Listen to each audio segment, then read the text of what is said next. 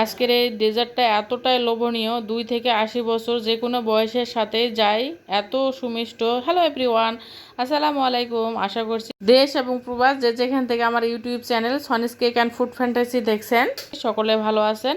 আজকে আমার রেসিপিতে নিয়ে চলে এসেছি সুন্দর একটা ম্যাঙ্গো ডেজার্ট আইটেম। আশা করব সবার কাছে ভালো লাগবে। তো দেরি আর করব না, চলে যাই মূল রেসিপিতে। ডেজার্টটা বানানোর জন্য প্রথমে নিয়ে নিয়েছি বড় সাইজের 2টা পাকা আম, সেটা টুকরা করে নিয়েছি, এবং ওটস, পরিমাণ মতো দুধ। গার্নিশিংয়ের জন্য আমটা একটু ছোট পিস করে 1/4 কাপের মতো নিয়েছি খেজুর, কিশমিশ, বাদাম। আপনারা চাইলে যে কোনো বাদাম এখানে দিতে পারেন, এবং পরিমাণ মতো চিনি। চলে যায় মূল রেসিপিতে। আমি এখানে পরিমাণ মতো কিছুটা দুধ দিয়ে দিলাম কড়াইয়ে। যে যেরকম মিষ্টি খেতে পছন্দ করেন সেরকম চিনি দিয়ে নেবেন। তারপরে চিনিটা হালকা করে একটু মিশিয়ে নিচ্ছে দুধের সাথে যাতে করে গলে যায়। এখানে দিয়ে দিলাম 1/2 কাপের মতো ওটস, দিয়ে সুন্দরভাবে নাড়াচাড়া করে নিচ্ছি একটা কনসিস্টেন্সি আসা পর্যন্ত। যখন একটু ঘনত্ব হয়ে আসবে তখন আরেকটু দুধ দিয়ে দিচ্ছি। এই দুধটা দেওয়ার মানে আপনারা যেরকম ঘনত্ব রাখবেন সেই পরিমাণের দুধ দিয়ে দিবেন, কম অথবা বেশি।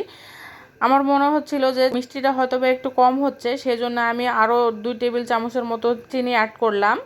করে ভালো করে চিনিটা দুধ এবং ওটসের সাথে মিশিয়ে নিচ্ছি। দুধটা হয়তো বা আরেকটু লাগবে, কারণ ঘনটা বেশি হয়ে এসেছে। ঠান্ডা হয়ে গেলে কিন্তু ডেজার্টটা আরেকটু দুধটা টেনে নেবে, সেজন্য অল্প পরিমাণ আরেকটু দুধ দিয়ে দিলাম। যে ফাইনালি ভালো করে আরেকবার নাড়াচাড়া করে নিচ্ছি।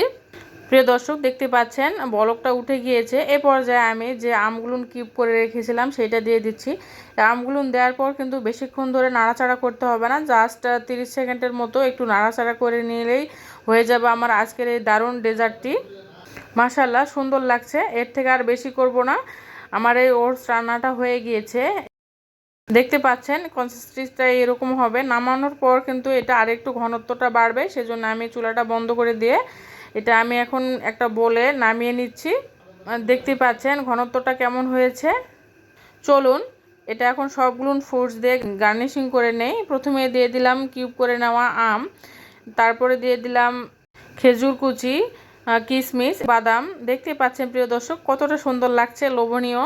আশা করছি সকলের কাছে আজকের এই রেসিপিটা ভালো লাগবে। যদি ভালো লেগে থাকে তাহলে অবশ্যই লাইক কমেন্ট করতে ভুলবেন না। সবার জন্য রইল অনেক অনেক শুভকামনা। সবাই ভালো থাকবেন, সুস্থ থাকবেন, আমার জন্য দোয়া রাখবেন। আল্লাহ হাফেজ।